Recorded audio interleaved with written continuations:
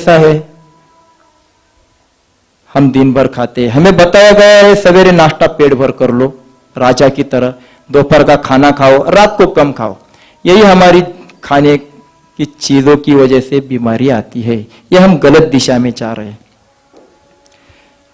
भोजन से हमें शक्ति नहीं मिलती, हम जो खाना खा रहे हैं उससे हमें शक्ति नहीं मिलती। अगर आप देखोगे तो घर में गृहिणी जब काम करती है तो ज्यादा काम कब करती है? सवेरे उठने के बाद सब काम पटापट कर लेती है।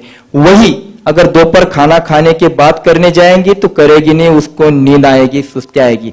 सरकारी ऑफिस में आप जाएंगे तो वहां सरकारी बाबू देखोगे तो दोपहर खाना खाने के बाद उनको नींद आने लगती है कि नहीं? तो भोजन खाने के बाद शक्ति है कि पचने के बाद शक्ति है? दोनों से शक्ति नहीं है। कोई पहलवान अगर कुश्ती लड़ना है तो पहलवान भी खाना खाने से पहले कुश्ती लड़ेगा, बाद में खाएगा। आप भी अगर कुछ काम करना है तो खाना खाने से पहले काम करोगे, बाद में खाना खाओगे, क्योंकि आपको पता है खाना खाने के बाद आप बैठ नहीं पाओगे, सुन नहीं पाओगे, काम नहीं कर पाओगे। भोजन आपकी शक्ति खींचता है। आज जो हम भोजन कर रहे हैं इससे हमें 3 चीजें मिल रही है, एक थकान, दूसरी बीमारी, तीसरा बुढ़ापा। ये इसका परिणाम है। आज जो भोजन हम कर रहे हैं वो अगर पचता है तो भी हमें शक्ति नहीं मिलती। देखो अगर दोपहर का आपने खाना खा लिया है तो ठीक है, उस वक्त आपको शक्ति नहीं मिली, पर हम ऐसा कहते हैं कि शाम तक आपका कम हो गया, हजम हो गया, तो आपको भूख लगी, तभी भी आप काम नहीं कर रहे क्योंकि आपको खाना खाना है। अगर खाना नहीं खाते तो आप थक जाते।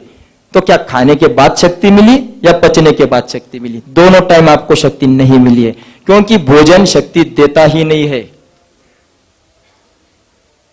अन्न जो है हम जो खाते हैं ये क्यों खाना है, हमें क्यों खाते आए हैं, क्यों खाना है? तो भोजन शरीर के निर्माण का तत्व है। शरीर का निर्माण पुरुषों में 25 साल तक और महिलाओं में 21 साल तक पूरा हो जाता है।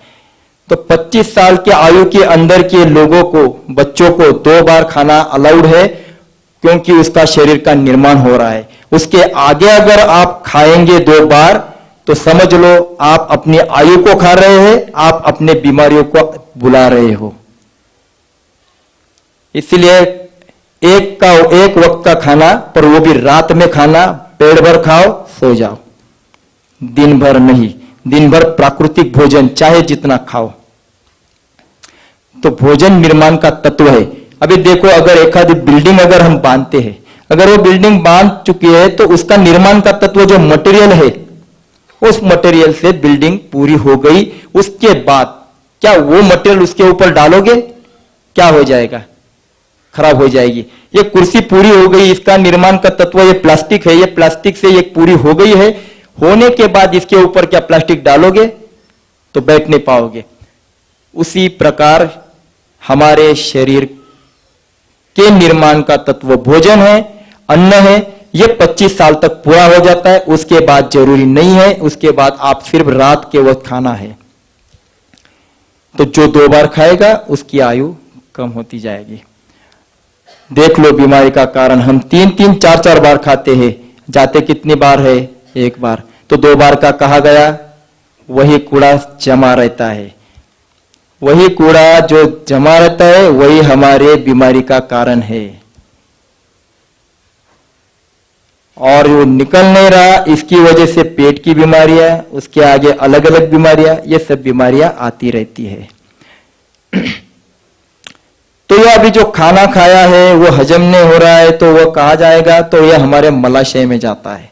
मैं आपको एक मलाशय का पिक्चर दिखाता हूं, उसके सहारे आपको समझ में आएगा कि मैं क्या समझा रहा हूं।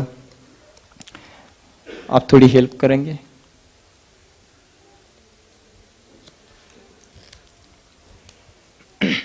तो जब तक हमारा मलाशय साफ नहीं होता तब तक चाहे जितने डॉक्टर्स करो, जितनी दवाएं खाओ, आपकी बीमारी कभी नहीं जाएगी। तो ये मलाशय है, ये बड़ी आंत है, इसका ये जो पॉइंट्स है लास्ट का, ये एनस पॉइंट है, यहां से कचरा निकलता है। तो हम जो खाते हैं उसका कूड़ा बन जाता है, वो यहां आता है।